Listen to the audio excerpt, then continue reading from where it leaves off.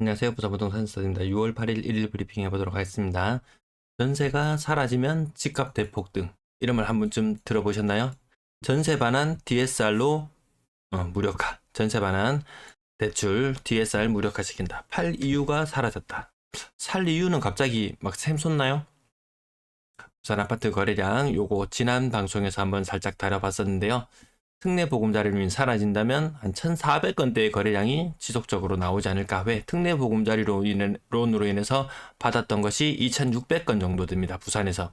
그러면 2월 달에 700건, 3월 달에 1,000건, 4월 달에 한 800건. 요거 3개 더하면 한 2,500 정도 되죠.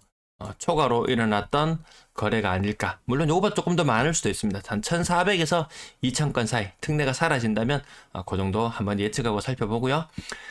부산의 하락률이 전주보다는 낙폭이 줄어들었어요. 마이너스 0.12에서 마이너스 0.10으로 줄어들었다.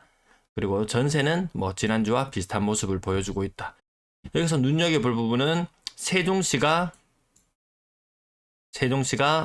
다시 상승폭을 키웠고요. 인천이 상승폭을 많이 키웠어요. 부산과 인천 격차, 인구로 인한 격차. 요거 말고는 뭐 딱히 뭐 느껴집니까? 수도권빨, 인구빨, 요 정도. 또 한 가지를 눈여겨보자면 대구를 아니 볼 수가 없는데요. 부산 분들로 봤을 땐, 투자자의 눈으로 봤을 때는 대구를 보니까 살짝 기분이 나쁘죠. 대구보다 부산이 더 많이 떨어진다고? 지난주에도 그랬는데 이번 주 맞아? 긴축, 시장은 긴축이라고 기준금리를 가파르게 올렸어요. 근데 사실상 긴축은 아니었죠. 부동산을 떠받치기 위해서 결국 대출 규모가 더 늘어났죠. 더 늘어났습니다. 은행채도 발행해야 돼, 한전채도 발행해야 돼. 할 일이 천지입니다. 할 일이 천지인 이 와중에 가계부채까지 다시 더 늘어나고 있는 그런 형국으로 가고 있죠. 가계부채의 그 양을 한번 살펴보시면요. 가계부채 2,200조 정도 되는 것 중에서 주택담보대출은 한 650조 이 정도밖에 안 돼요. 전세금은, 전세보증금은 1,000조예요. 전세보증금 시장에서 1,000조가 사라진다면, 모두가 월세를 산다면, 이게 폭등이 일어날까요? 그건 아닌 것 같다고 그런 느낌으로 바라보고 있습니다. 여전히 우리의 가계부채는 전세보증금까지 포함을 시킨다면, 견줄 만한 곳 나라가 없습니다. 견줄 만한 나라가 없어요. 전세보증금을 빼고 봐도 상위권, 전세보증금을 포함시키면 감히 한국에 견줄 곳이 없다. 650조 정도 되는 주담대. 그에 비해서 전세자금 대출 규모 굉장히 크죠. 평균적으로 아마 전세 가격 한 20% 정도 빠졌다고 아마 체감하실 거예요. 부산분들도. 아마 그 체감되는 폭은 뭐 아파트 가격에 따라 좀 차이는 있겠지만 한 20% 정도.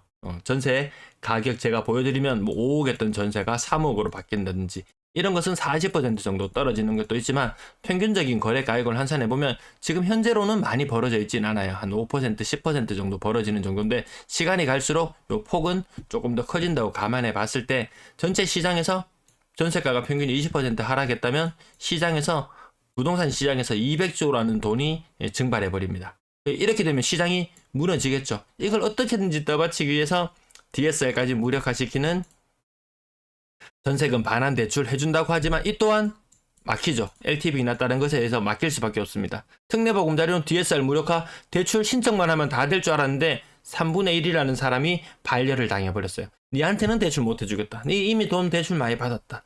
이런 현상이 전세자금 대출 또한 그런 현상은 생길 수밖에 없습니다.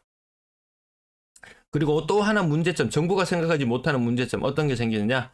전세금 돌려줄 돈이 있음에도 불구하고 뭐 자영업 하시는 분이나 이런 분들 지금 생각보다 고금리로 막 돌아섰잖아요. 대출이 고금리로 돌아섰어요. 신규 일부만 싸지 나머지 기존 대출자들 5% 이상인 사람들 수두룩하거든요. 이런 것들을 어떻게 한번 막아보고 싶어가지고 이렇게 돈이 있음에도 불구하고 더 대출을 받을 거예요. 정부에서는 3조 정도, 3조 정도면은 이거 역전세 커버 가능할 거야 라고 이렇게 신문 기사에도 나왔지만 이 또한 믿지 못하겠더라. 생각보다 시장 규모는 많이 줄어들면 훨씬 더 많은 돈을 정부에서는 갖다 바쳐야 될지도 모릅니다. 이 시장에. 그것을 다 감당할 수 있겠냐? 매도 물량은 증가세가 완화되었고요. 임대 물량은 계속해서 줄어들고 다만 전세 물량이 어느 정도 줄어들다가 좀 약간 플랫하게 흐름이 살짝 바뀐 것 같고요. 월세 물량은 낙폭을 더 많이 키웠고요. 전체 임대 물량은 지금 현재 23,000개 수준, 23,000개. 요 수준까지. 지금 아직 한참 많습니다. 한참 많아요. 지금 여기서 요 떨어졌는 구간만 생각하면 와, 많이 떨어졌다 싶지만 이 늘어났던 구간을 생각해 보면 아직 한참 많다라는 부분이 부산 시장을 다시 재도약을 막는 그런 역할을 하지 않나 싶습니다. 오늘 128건의 거래량, 돈보라든지 아파트 투미라든지 이런 것들 집계가 약간 오락가락합니다. 저도 이런저런 자료 계속 검토는 같이 해보고 있습니다. 대구는요 5월달 들어서 직거래 비율이 10%대를 유지하고 있어요. 많이 떨어지고 조금 더 올라갈 그게 있나 싶은데요. 부산은 직거래 비율이 너무 높아졌어요. 20% 수준까지 올라와 있다. 여기 좀 찝찝하죠. 거래가 잘 안 되면 요 현상이 나타나거든요. 근데 우리를 더 찝찝하게 만드는 것은 거래량 신고가 너무 적어요. 왜 이렇게 적지? 지난 이틀간의 휴일을 깨고 80건의 거래량, 이것도 문제였는데요. 오늘 이틀간의 거래 공백을 깨고 128건 거래밖에 나오지 않았어요. 정상적으로 지금 이틀치 거래량이 나오려면 200건이 나와야 정상이에요. 그래서 주간 거래량이 400건 밑으로 400건대? 상상도 못할 정도로 적을지도 모르겠어요. 제가 여기 525건이라고 예측하고 주간 거래량 요 525라는 수치는 얘들을 합친 수치로 바라보는데요. 좀 심상치 않네요. 심상치 않아요. 좀 찝찝합니다. 오늘 가격은 가지고 오지 않았습니다. 네, 아파트 투미 돈보 사이트 들어가서 한번 확인해 보시고요. 6월달 이후로 과연 비싼 아파트들, 대형 평형들 얼마나 거래될지, 요 재산세나 요 종부세나 이렇게 그 기산 일대죠. 6월 1일자 이전에 아마 비싼 아파트들 많이 거래되고 그 이후로는 비싼 아파트가 좀 덜 거래되지 않을까. 제가 지난번에 다뤄드렸었는데 종부세 관련된 이슈도 있죠. 예, 뉴스 제 방송 찍고 나서 영상 올려드리고 나서 그 이후에 그날 저녁에 세금에 안 거친다. 그럼 어디에서 걷어야 되겠냐? 종부세. 과연 이 부자 세금 걷는 정책을 이 정권에서 실행할지는 좀 미지수예요. 어쨌든 이 부분도 한번 생각해 볼 필요는 있을 것 같습니다. 거래량 3,000건 이하의 빙하기인데요. 특례가 없었다면 지금 1,400건대의 거래량이 나올지도 모르겠어요. 이 정도 거래량. 네. 요거는 특례로 인한 효과다. 우선은 이렇게 살펴보고요. 특례로 인해서 사고 반등하고 이러면은 또 투자 수요, 또 마음 급한 실거주 이런 사람들까지 같이 가세에서 나오는 물량들 좀 당분간 조금 더 이어지겠죠. 특례 돈도 남아 있고요. 그 지속성도 계속해서 살펴보도록 하겠습니다. 3억 미만 비중 반반 정도 수준 되는 것 같습니다.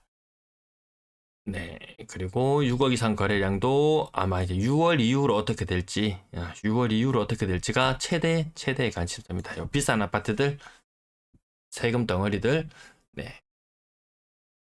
분양권 22건의 거래가 있었고요. 잠시만요.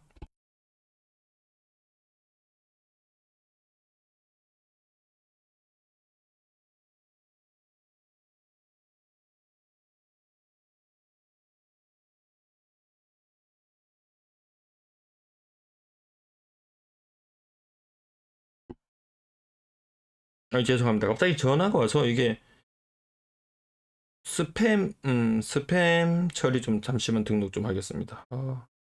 어제 종목을 보내줬다고. 예. 그래서 많이 투자하시라고 말씀드렸네요.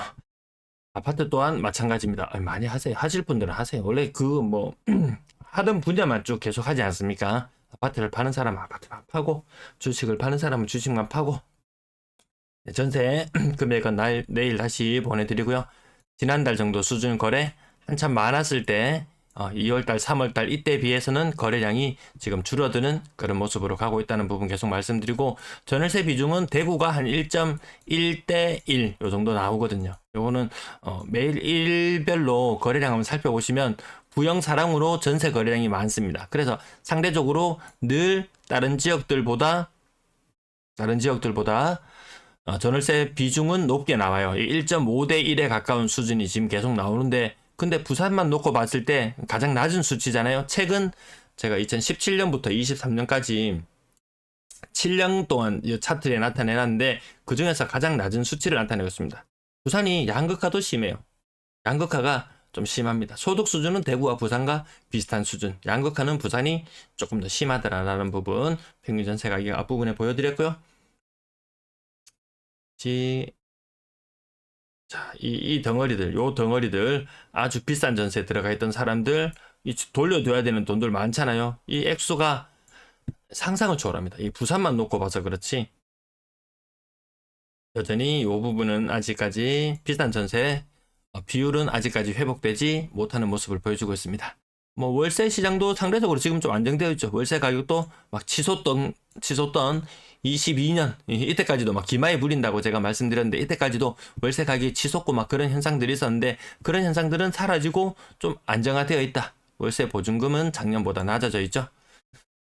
전체 임대 거래량 요 4,927이라는 4월의 거래량 이제 마무리되었는데 또 뒤늦게 신고된 애들 막 나옵니다. 또 지금 임대차 3법 세 번째 법 전월세 신고제 때문에 그나마 좀 신고가 투철해서 했던 시절의 거래량인데 아마 이 거래량도 올라갈 거예요. 올라갈 겁니다. 네, 시청 감사합니다.